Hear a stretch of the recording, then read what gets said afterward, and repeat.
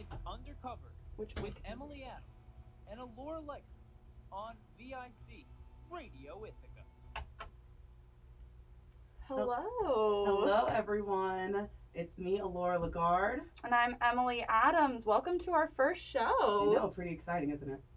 Neither of us have ever been on the radio before, so bear with us. Yes, we're a little rocky time today, but yeah, we're very excited to be here for our first show. Yeah. Welcome to Undercovered. Our goal for the show is to talk about issues in sports that don't get covered, that are undercovered in the mainstream sports media. Exactly why we titled it this.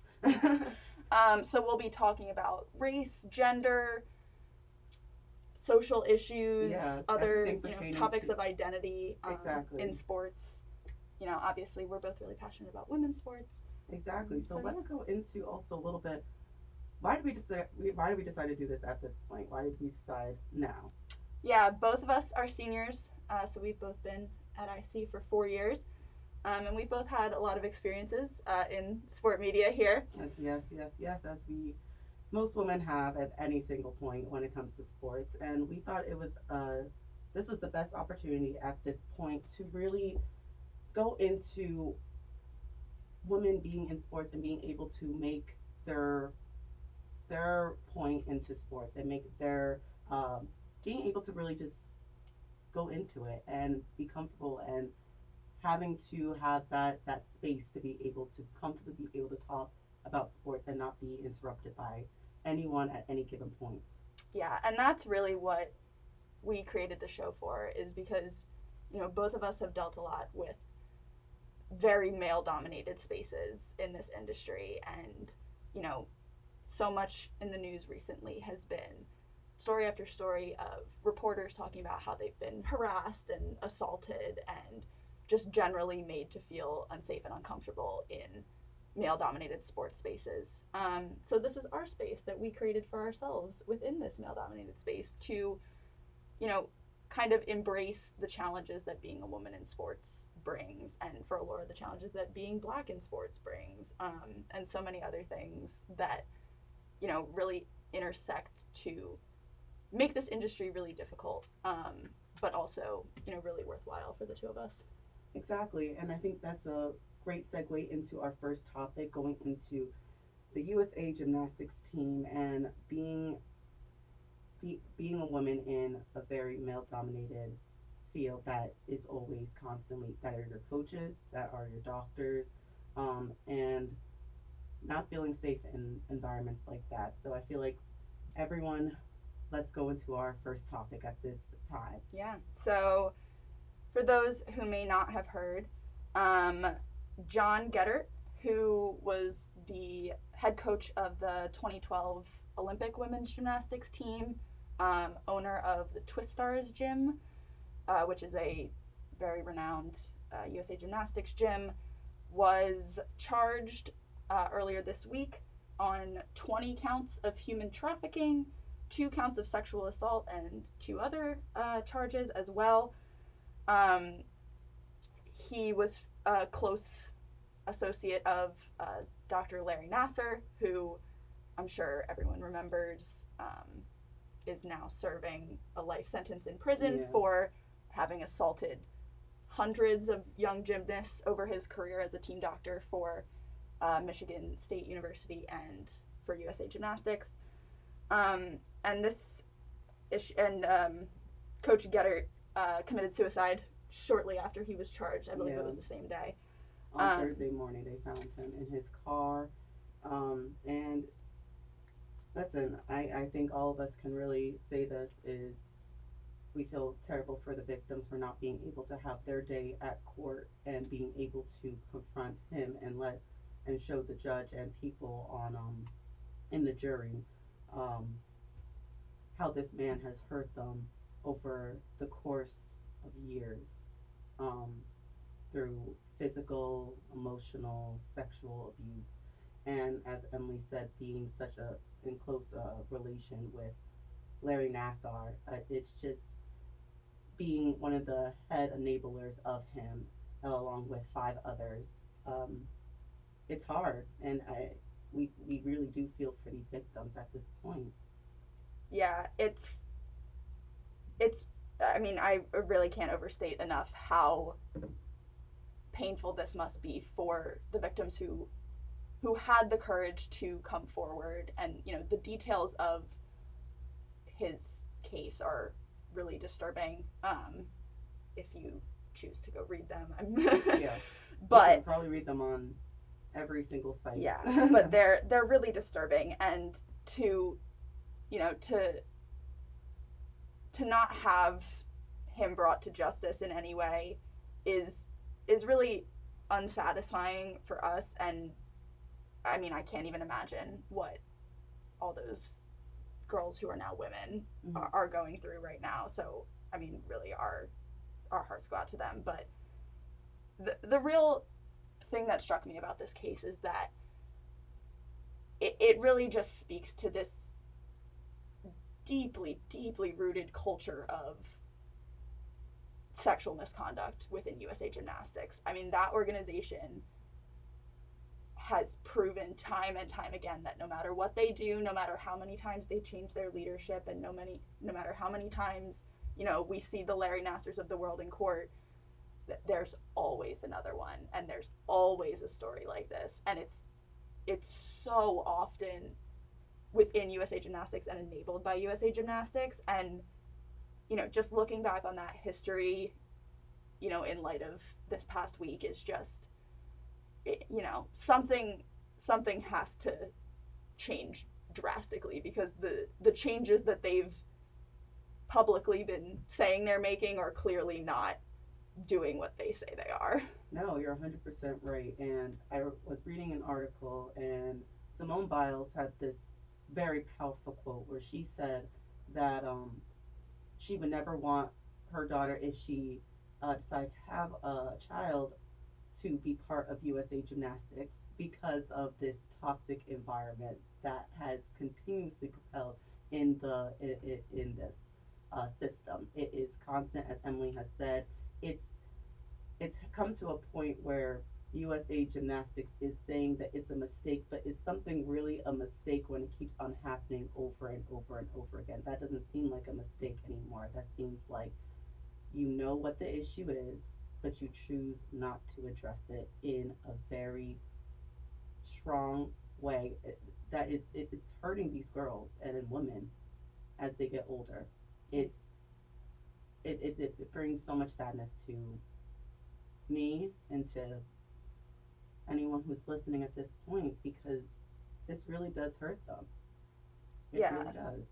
And I think that's the thing, is that, you know, yes, it's individuals who are, you know, perpetuating these really horrific acts, but, you know, at the same time, it's people like the Carolis who are allowing it to happen. You know, it's the Carolis who appointed John Geddert to coach the 2012 Olympic team. And, you know, the 2012 Olympic team, I believe it was November of 2011, Geddert was investigated for assaulting a woman at his gym.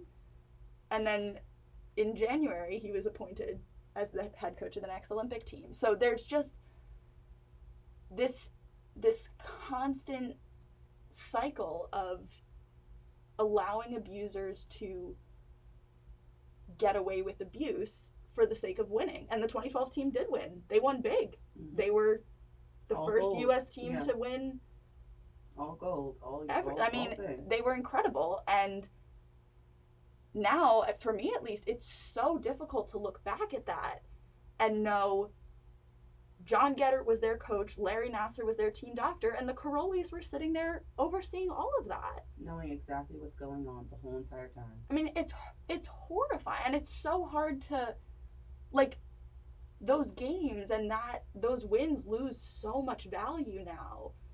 So it's, you know, in the moment, obviously, it was incredible, and USA Gymnastics looked like the greatest organization on earth. And now they've just, I mean, that's gone.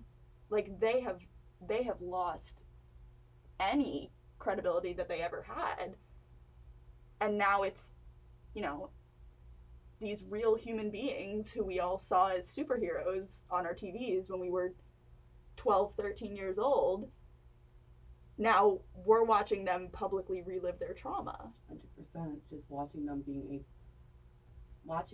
and as you said before, being 12, 13, some people who might have been 5 at that point, but you see a smile on their face, waving, like everything is good, and you really think now it's just like everything was not good.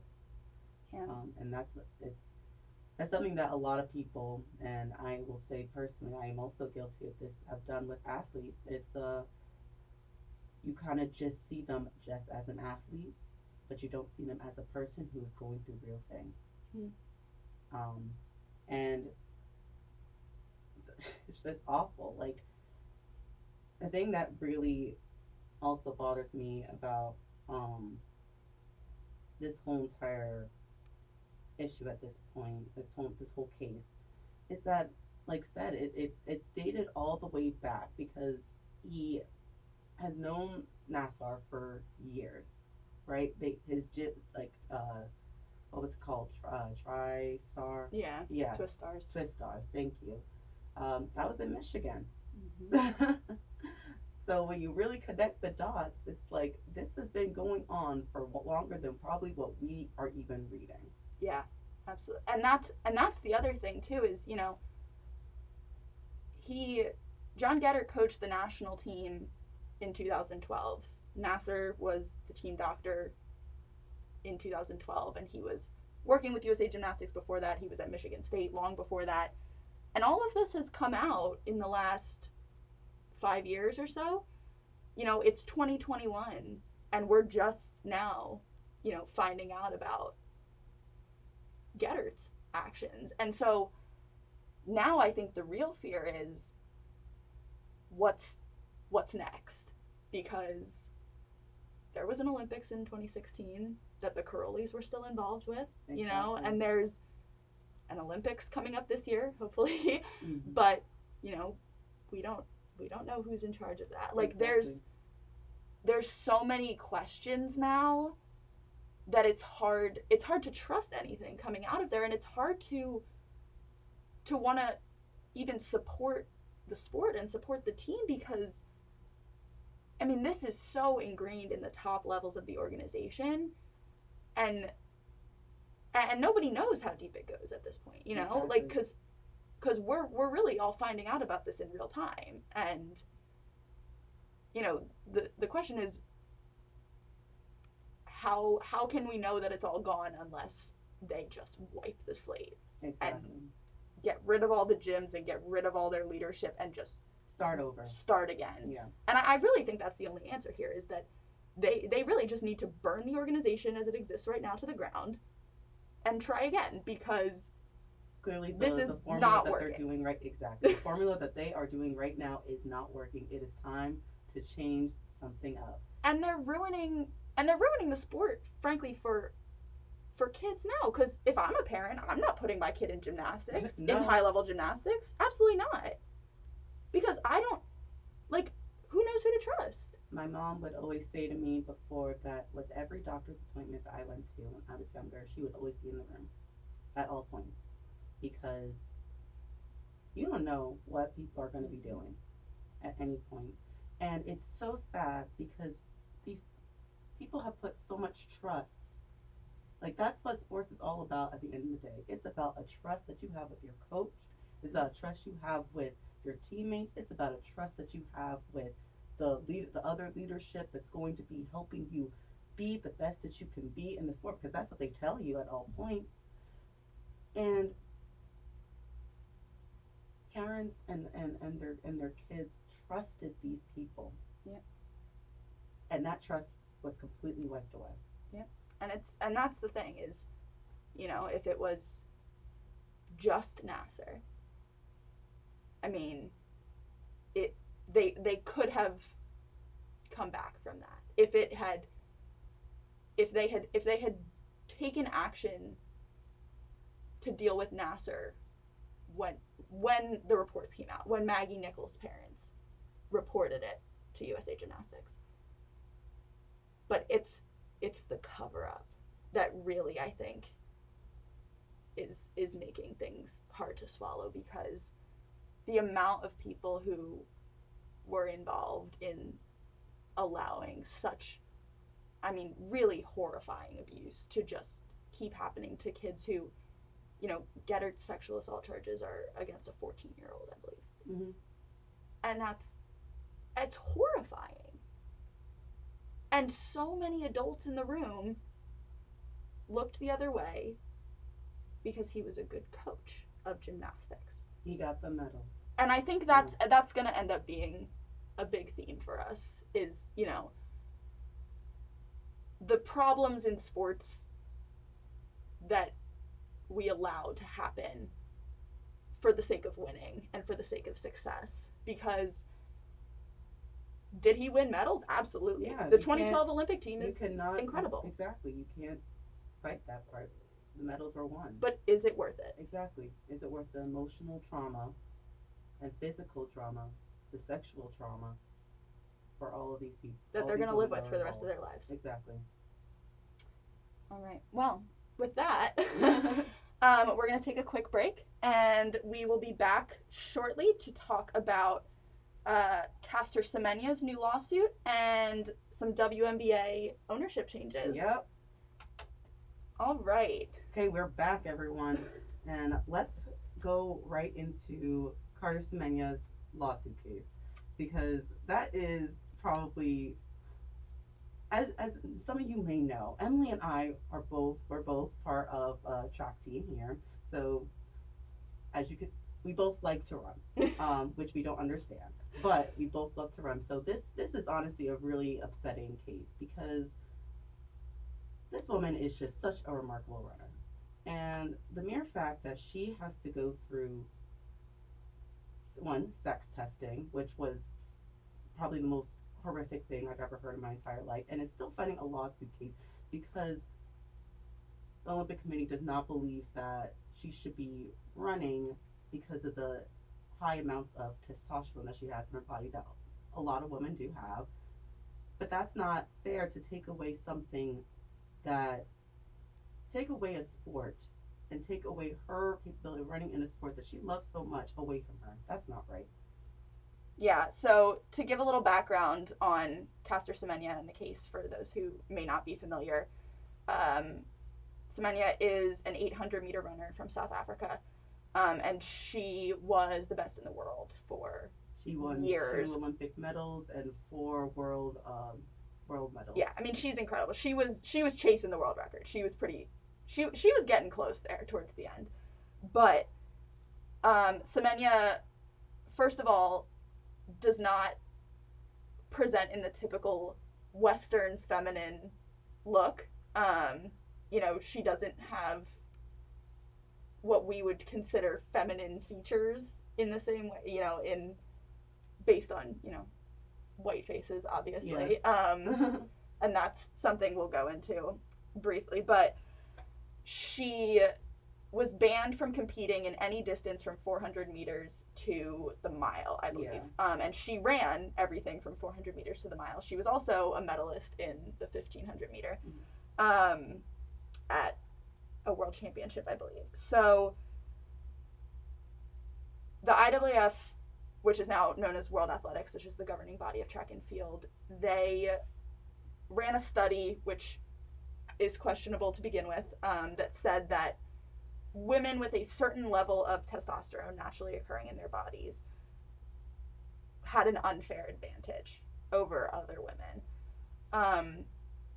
And that is kind of the root of all of the issues that come up in the Caster Semenya case, because, and this is something that I'm really passionate about because I'm really passionate about gender issues and, you know, trans inclusion in sports. But that doesn't apply here because Caster Semenya is not transgender. Caster Semenya is not intersex. Caster Semenya was born a woman, raised a woman, has always identified as a woman, is biologically female in every way. Mm-hmm. The only thing about her that is different from any other woman is that she has naturally elevated levels of a naturally occurring hormone in women's bodies. And she's not the only one. Francine Niyonsaba, who I believe is Ethiopian, also runs the 800 meter, also has similar levels of elevated testosterone, because biological quirks are what make people good at sports. You know, you can say that anyone who has a biological quirk has an unfair advantage over somebody else. If your lung capacity is naturally better, if your muscles are naturally, you know, acquired, like, bulk easier. Yeah. You know, there are a dozen different genetic combinations that make someone an incredible athlete. But the problem is that for women, you know, there is this overwhelming need to police what women are physically capable of, and also police what womanhood means. And I think that really is what this boils down to, is it's just sexism, and it's transphobic. But, you know, Semenya is just an exceptional female athlete. Like, that's all she is. Exactly. And the problem is that she's too exceptional, and she doesn't look woman enough. They want to be able to be, when someone is so good, especially for women, when they're so good at something, people want to be able to bring them down. Mm-hmm. And that's exactly what they're doing to this woman, which is just awful. And going into it, when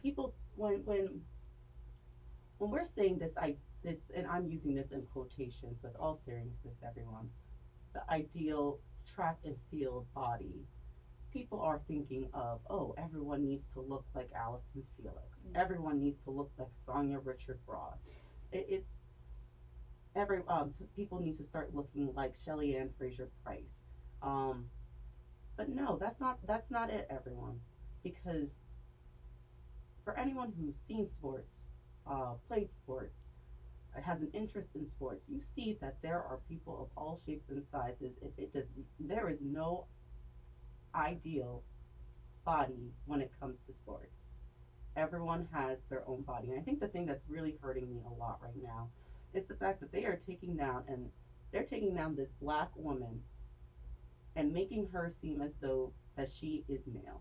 And that is what people have been doing to black women in sports for a long time. They put into this idea that, oh, they're too muscular. Oh, there's too much testosterone. They're physically a male. I mean, they're biologically a male. But that's not it. No. The stereotypes that they have portrayed on this black woman has been horrific in every single way.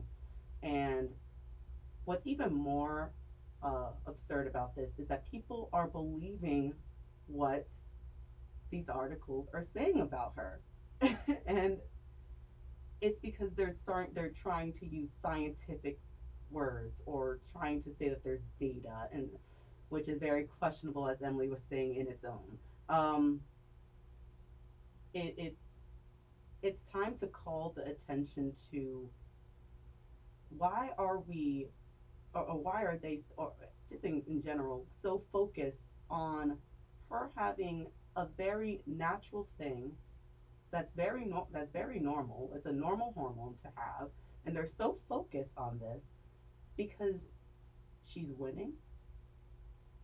And I think really the anti-blackness of what she's dealing with, like, really can't be overstated, because, you know, there are plenty of people who've been dominant in sports over the years. You know, you look at somebody like Florence Griffith Joyner, mm-hmm. who was, I mean, incredible. She still holds world records in all the women's sprints. But she looked feminine, and she presented very feminine because she was American. And she was black, but she was American. So American. And, you know, Semenya is African. She's lived in South Africa, as far as I know, her whole life, you know. And so she doesn't have Western features. She doesn't conform to Western standards of what femininity and what womanhood looks like. And so immediately she's questionable. Of course. Immediately, there's questions about how someone who doesn't look like what we perceive women to be could win a women's sport. And that's, I mean, it's racist, it's sexist, it's transphobic, to, you know, and I think xenophobia is very real at this point as well. And I think the other thing is that, you know, some men have higher or lower levels of testosterone than each other. That's just how bodies work. You know, Exactly. Everyone has different hormone levels. Everyone's body responds differently to things. But you will never hear of anyone testing men for their testosterone level to see if it's too high, because we associate high testosterone with men. If and they with have high testosterone, they're seen as being the man. right. Exactly. Testosterone for us, for some reason, is equivalent to masculinity. And that's not the reality. Every woman has testosterone levels at some, you know, higher or lower level, and that varies. But there's a reason that we're only policing women's sports.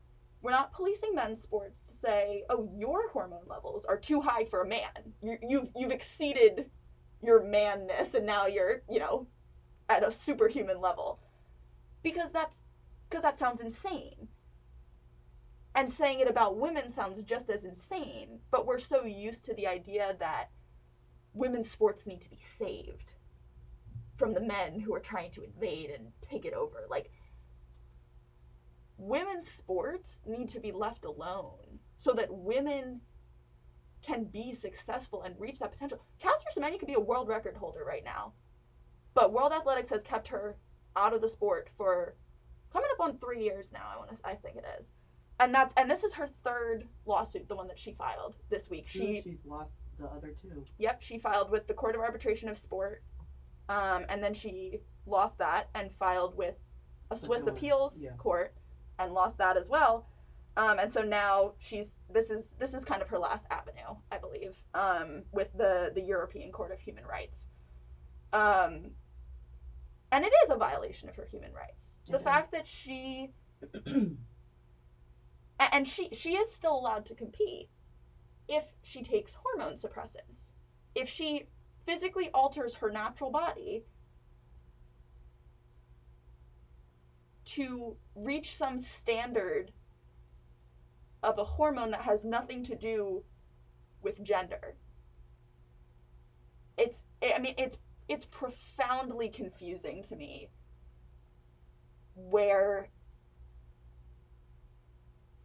how they're justifying this. I think also what's really eating me up at this, and I think this goes into this theme that you were talking about when we're talking about USA Gymnastics, is the means of winning. What it takes, like, because I don't see a lot of women standing up for Semenya in this. I don't. And that's because, in my opinion, it's like, oh, well, if she takes these hormone suppressants, like, that means that I have a better chance at winning. Mm-hmm. So why am I going to defend her when I could possibly get a medal for myself? And it's just, you always see these things about women fighting for women, women supporting women, but where is the support for her at this point? It's not there, because at this point it's going into, if I support her, will I also lose my spot in being on the Olympic team? And that means I might also lose my chance of getting a medal. And I think there are some, obviously, who are supportive. You know, you see it, you know, across events a little bit and stuff. But I think the other thing is that this gets boiled down to being just about Semenya when it's not. Like, this is, it's about, it's about Francine, too. Exactly. It's about Francine Niensaba, who's also being affected by this, and it's about other women who are being affected by this. But rights. it is, and it's about the precedent that this is setting, that women who, like, you know, not breaking into the trans women debate, because I'm sure we'll get We're to that definitely at some gonna get point. to that at some point. But for a woman who was born and raised a woman, it says female on her birth certificate. And to set this standard that if you don't look female enough, that we can What's that even subject mean? your body to examination and to public humiliation, and that we can, force you to medically alter your body, something that's going to affect you in other areas of your life, and traumatize you severely. Hormones are not a thing to play around with. That's why so many women have issues on birth control. And that's something so simple and normal, and that we've studied so extensively. Like, hormone suppressants are no joke. This is not like some small thing that they're asking her to do. It's not like they're asking her to take an Advil. No, like, this is a life-altering decision that she would have to make for no reason, because she's too good, and that's absurd, and that's it's a really concerning precedent. And I think we're seeing it now with so many of the anti-trans bills that have been introduced in the US recently, where, we're talking about subjecting children to sex testing because of this precedent that if you don't present female enough, if you don't look like what someone thinks a woman should look like, and you're talented, then you're questionable. You have to be questioned. That's how they see it. And that's frightening. And that's dangerous. It really is. We're seeing it expanded to the US, where they're talking about middle school and high school aged kids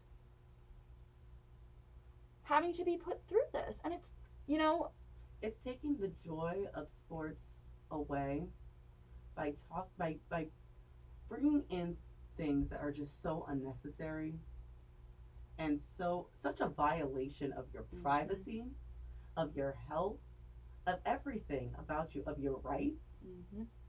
That's disturbing. Yeah. It's like you're talking about like them bringing this in for high school and middle school students.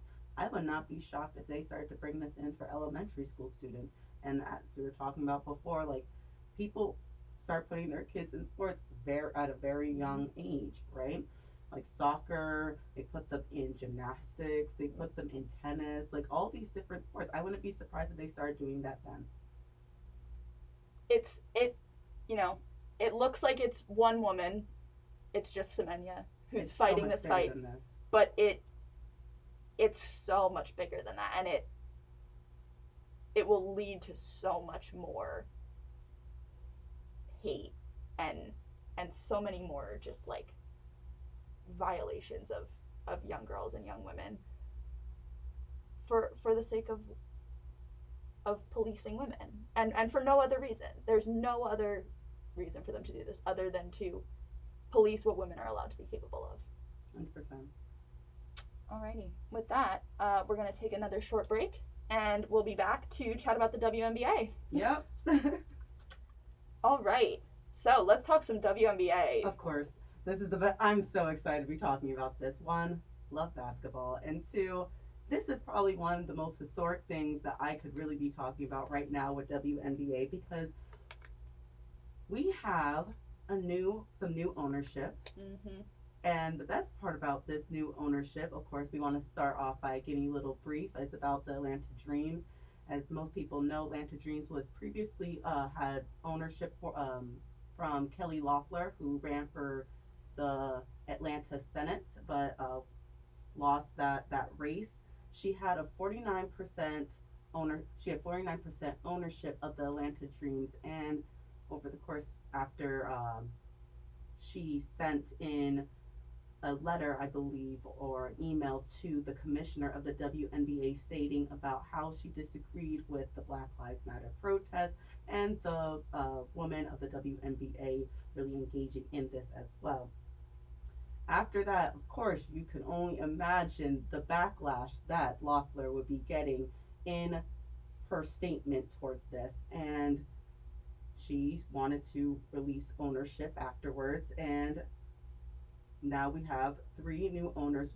one of which is what was her? Renee Montgomery. Thank you, Renee Montgomery, who previously was a player on the Atlanta Dreams, but then decided to retire and really dedicate herself to working with social justice and being an activist.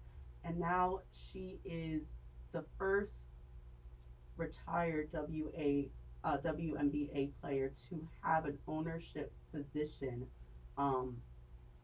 in this sport. It's honestly remarkable. It's really, it's so historic, and it's such a huge deal for women, for women's sports, for Black women. And Renee Montgomery is a WNBA legend. She's a 2-time league champ. She was incredible during her playing days, and I think what we're seeing now with the WNBA, because the W is fairly new, is that finally we're starting to see these women who were successful now kind of bring it full circle. And it's something you see other NBA players own teams once they've retired and things like that. And this is the first time it's ever happened in the W. I would venture to say, I don't know this for sure, but I would venture to say it's probably the first time in a women's professional league that a former player in that league has owned a team, because in the NWSL, obviously, former women's soccer players, U.S. national team players own teams, but the NWSL is so new that they haven't gone through that cycle yet. So this is a really big deal for the longevity of the W, but it's also a really big deal that we have a Black woman who has been a lifelong advocate for social justice replacing Kelly Loeffler, who, just said some really, really despicable things about the Black Lives Matter movement. And the WNBA, if people don't watch, is more involved in social justice than I would say any other professional sport in the U.S. by far. They, when we're talking about former Senator Loeffler, she was running against current Senator Raphael Warnock, who is Black, and the W actively began campaigning for him in the aftermath of Loeffler's comments to the commissioner about the league's activism on behalf of the Black Lives Matter movement. And they were wearing Vote Warnock shirts to their games. And that's league-wide. The Dream started it, obviously. Loeffler's own team were the most outspoken and the most active, but you were seeing the entire league Vote Warnock. Show their support in honor of this, yes. It was incredible. And Reverend Warnock is now a sitting U.S. Senator. Exactly. He and John Ossoff, both Democrats, now senators in Georgia. That's the first time that's happened in quite a while. Yeah, they flipped the switch. So it's a pretty incredible testament to the power that the W really holds, and the way that those players are able to really bring about change in a meaningful way. Something that's really been driving me crazy all football season. I'm a huge NFL fan, but the end racism painted in the end zone and the Colin Kaepernick not being signed are really just so evident of the really performative nature of what the NFL does. Oh, Emily, we could be talking about just don't get me started with Roger Goodell, please. Please, not today. It's so early in the morning. But that's the thing, like, the W is really the antithesis of performative activism. They have done so much on like a really impactful level. Maya Moore, who was really at the peak of her career 2 years ago, has not played in the league in 2 years because she has been on a campaign to free Jonathan Ayers from prison. Mm-hmm. He was wrongfully convicted, serving a 40-year sentence, and she did it.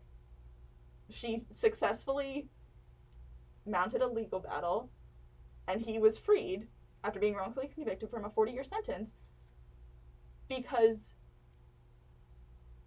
to her there was something more important than sport. And she gave up what was a really incredible career in order to dedicate herself to something bigger. And I think that's something you'll never see in the NBA, and you'll never see it in the NFL, is somebody walking away at their peak in order to fight for something like that. You know, I'm happy that you brought this up, because that's what I honestly think makes you in this a goat. You're you're willing to you are willing to walk away from, like we saw this with Muhammad Ali. You are willing to throw away everything that you have worked for, that you have done, because you believe in there is something higher and something more powerful than that. And that is so admirable itself. Yeah. It's And I think that's, you know, the whole W really embodied that this year, because, you know, openly campaigning against the owner of your team could bold. backfire very bold. quickly. You know, that's not a small thing to do. And they did it anyway. Mm-hmm. Because that, you know, standing up for Black lives and, you know, advocating for people who don't have their platform was so valuable to them that they couldn't have Loeffler in the league. She just had no place there. And they were willing to make sacrifices for that. And I think that's really, you know, to see Reverend Warnock be elected is really a testament to them and the work that they put in and the risk that they, as a league, are willing to take. And I think that's the other thing, too, is that, you know, the W is overwhelmingly Black.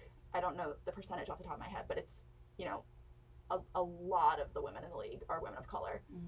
Mm-hmm. But you see, you know, the Sue Birds and the Diana Taurasi's, who are, you know, big name non-Black players, who are just as involved in it. And I think that's something you really don't see with, you know, most of the men's professional leagues, and even with, you know, like the NWSL has had so many issues where the Black players are the voice and the white players are just kind of letting them carry it. Exactly. And I think something that's so beautiful about the WNBA is that there is a very collective and unified feeling across all the teams. You know, they're competitive, and, you know, they'll go at it. If you've ever watched Diana Taurasi play a game, she's swearing at referees. But at the end of the day, they have this really incredible ability to sort of come together and to work as a unit for better and for more. And I think I love the W for that reason. I think that's what makes them so wonderful to watch, is that these people who you know are friends and who you know are, you know, fighting side by side on the front lines of a protest are screaming at each other on the court. Exactly. And it's wonderful. I can't say enough about the WNBA. I'm wearing my WNBA sweatshirt right now. First thing I pointed out. I love the W very much. I will also say, I think another reason, and I'm so happy that you brought up and bringing this comparison with the NBA and the NFL. I like how the WNBA, and going into this essence of being fearless, and being able to bring in politics to your sport, because that is something that you don't see enough of. Politics is everywhere, and I can't stress enough the whole argument about like how sports should just be sports and politics should be politics. I don't understand how that cannot be together. I just physically do not. And the fact that these women were able, because I'm going to go back into something that Abby Phillips said in once the the election in Georgia was flipped. She went into how black women won the election, and a lot of people just thought that she was talking about Stacey Abrams, and of course Stacey Abrams really was a. We can't even say enough how much Stacey Abrams really helped with that, but it was also the WNBA players, especially the Atlanta Dream, using their celebrity for good in this political race. Absolutely. And it was to really promote the fact that they wanted change in their ownership, and the only way they were going to get change in their ownership was by bringing politics in and being fearless and being strong enough to bring that about to their audience. Absolutely. Yeah, they, you know, you see players like LeBron who are involved in social justice, for sure. And, you know, are more involved than I think most players of the past are more involved than players like MJ. Where, you know, MJ was not an advocate during his time in the league at all. Not. But even LeBron, you see, you know, his activism, you know, around Black Lives Matter and around election time was, you know, he created a voting group. And that's great. We need that. You know, voter suppression is a huge, huge issue. But advocating for voting rights is also sort of inherently apolitical, because everybody votes and everybody needs to vote, and nobody can argue with a voting rights group. There is nothing controversial about that. And the W is, I love the term fearless for them, because they are not afraid to do the sort of controversial thing. You know, after Jacob Blake was shot in Kenosha,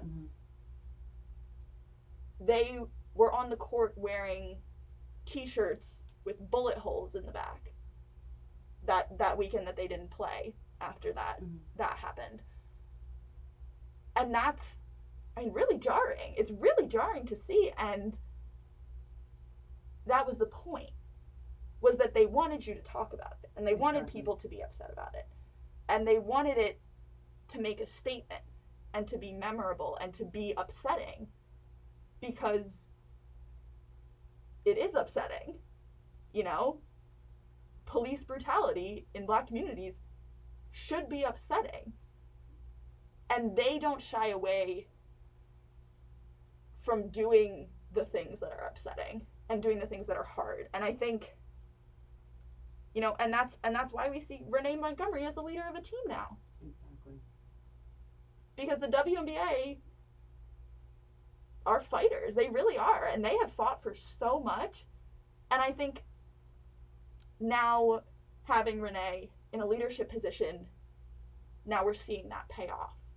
And now we're seeing these Black women who have been fighting and been giving up so much, now finally, seeing some payoff from that. It's just like, it's a finally type of moment. It really is. And, you know, all I hope for this is that I hope that this trend does not stop of, oh, now that we have one woman in a position of authority, then we're good. We need a quota. I hope that this shows people that, you know what, it's time for women to be in these positions. And why has it taken us this long? People should really be questioning themselves, like, and their leadership, and being like, wow, how has this taken this long? And why do we not have women of color, women in the LGBTQ plus community in these positions of authority, when we're working with a sport that is all women? But it also goes into, I can go on endlessly about like how the NBA, the NFL, the NHL, golf, like all these coaches, all these owners and everything need more women in positions of power. But that's a whole long conversation for another time. And that's the thing with the W, is I can't, you know, the way that the W works and the way that the players really take ownership of things, I don't think this will be the end for them. I think, you know, they will only move towards better, and I hope more even more than that, the W will continue to, expand its leadership and have, more women and more people of color in power positions. I hope other leagues will not go, well, that's the WNBA is doing that because they're socially active and they're all women and whatever. Like, I want the NBA and I want the NFL and I want the NHL and I want, the PGA and Exactly. I want MMA to look at that and go, oh, maybe we should be doing that too. Exactly.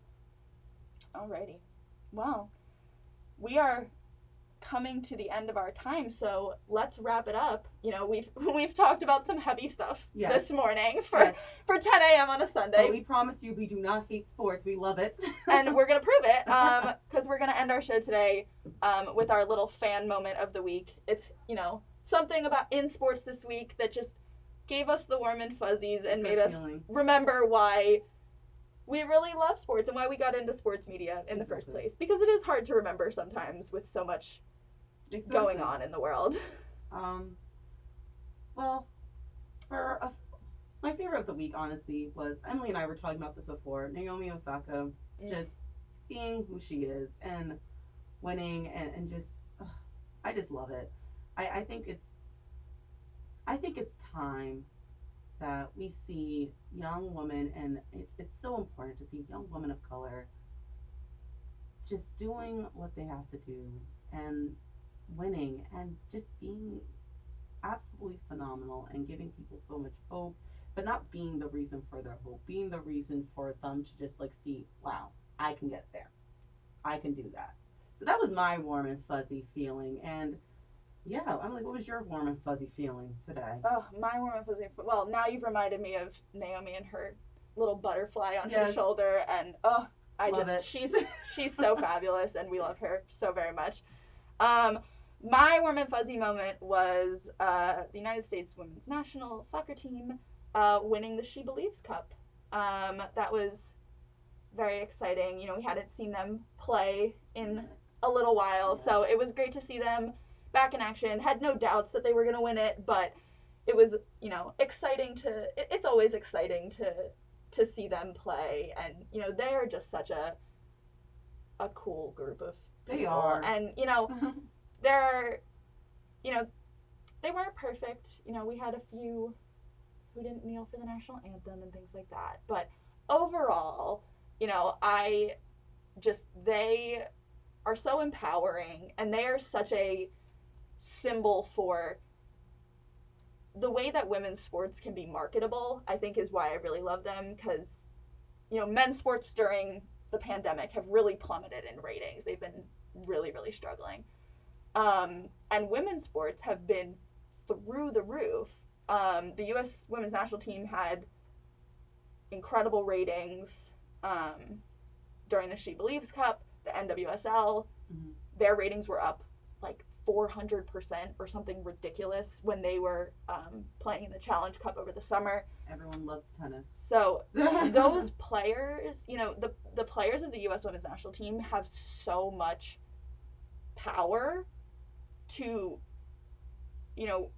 really, really drive change, because people love them, and they win they're just so good at what they do, and to see them in the She Believes Cup and to see them win it all again, it's just a reminder of all the things that are so great about women's sports, and the reasons that we love the women's national team and everything. So in the midst of this weird pandemic time, we won't get WNBA again until May probably, to have a little bit of women's sports in the mix was really, that was my favorite moment of the week. Exactly.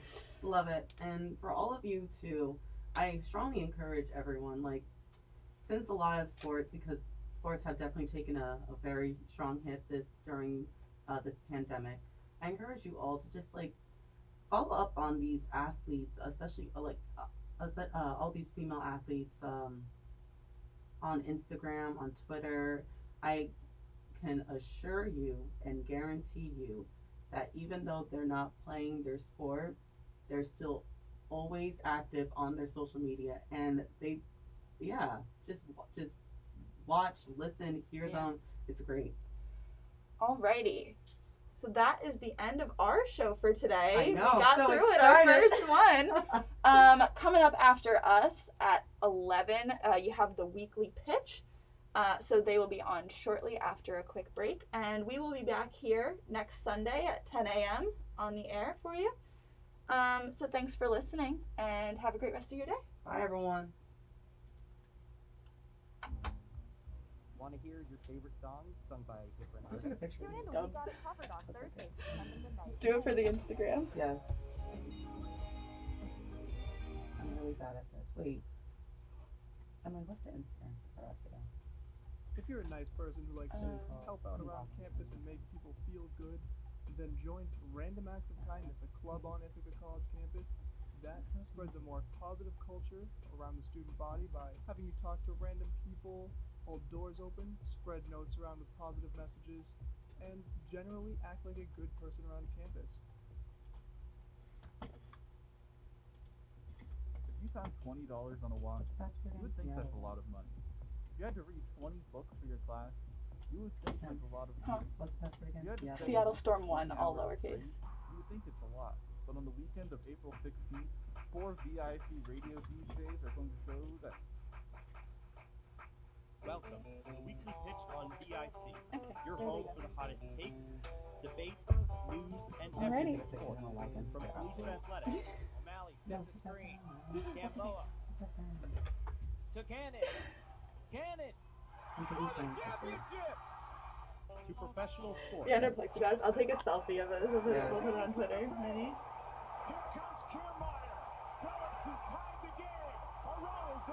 Dude, why is the flash on? Disgusting. Turn off. Why is the flash on? Wait, here, I'm gonna get the mic in it. Get ready and get Go set. team. Away Yeah. we go. The weekly pitch with your hosts, Michael Memeth, Jeremy Goldstein, and Marab Samad. Welcome to the weekly pitch. I'm Michael Memeth alongside Jeremy Goldstein. Marab Samad may be coming, but right now it's just me and Jeremy, and we got a lot to talk about. It is NBA, MLB, NFL, and maybe some more.